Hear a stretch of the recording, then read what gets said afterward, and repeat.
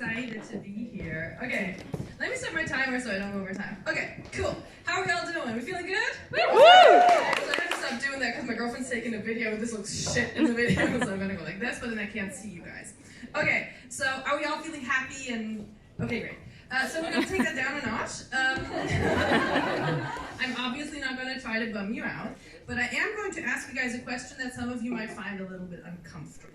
So can I get a whoop whoop if you've ever in your life had a panic attack? Whoop whoop! Oh, nice! Some of you. Okay, cool. I mean, not cool for you, but really good for my set. So, thank you guys very, very much.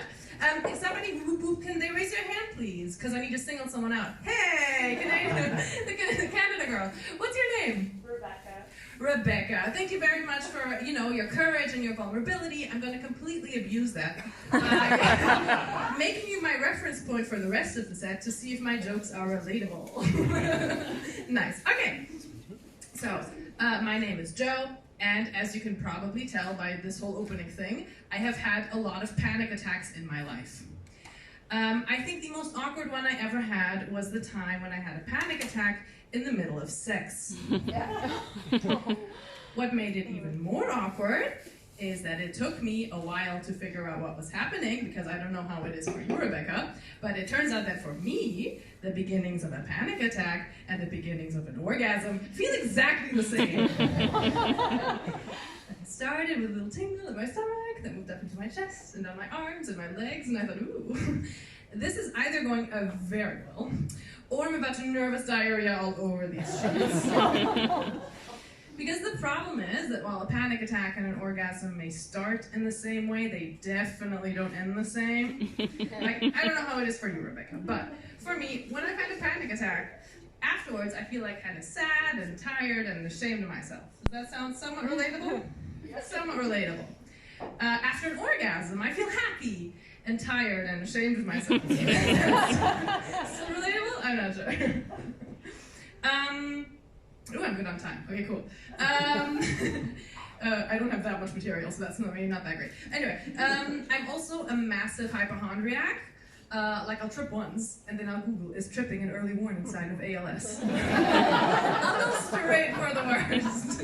It's really bad. Has anybody here ever Googled symptoms?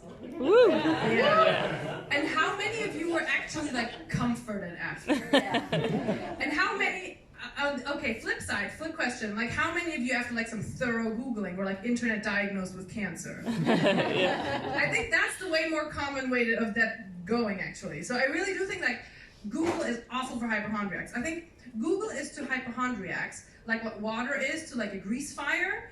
In the moment it seems like a good idea, and then you do it and then your whole kitchen's on fire. But that's just my experience. I try to combat my anxiety with the use of I use meditation. I think that was also came up quite a bit tonight. Meditation is great. I use the app Headspace. Does anybody here use Headspace? Woo! I love Headspace. Just the sight of that little orange circle just already unclenches my jaw. It's amazing. Headspace user in the house. Are you guys ever worried that Headspace might start selling user data? Yep. Are you worried about it more now? I do sometimes worry what would happen, because I think if Headspace started selling user data, some deeply personal shit would be just out there in the ether. I think the ads I would get would be pretty funny, though. The AI would be we see here that you did the course Reframing Loneliness.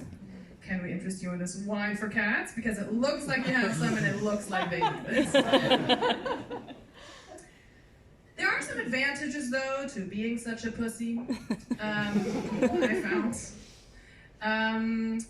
Because my stupid brain makes normal things scary, things that are normally scary feel less so somehow.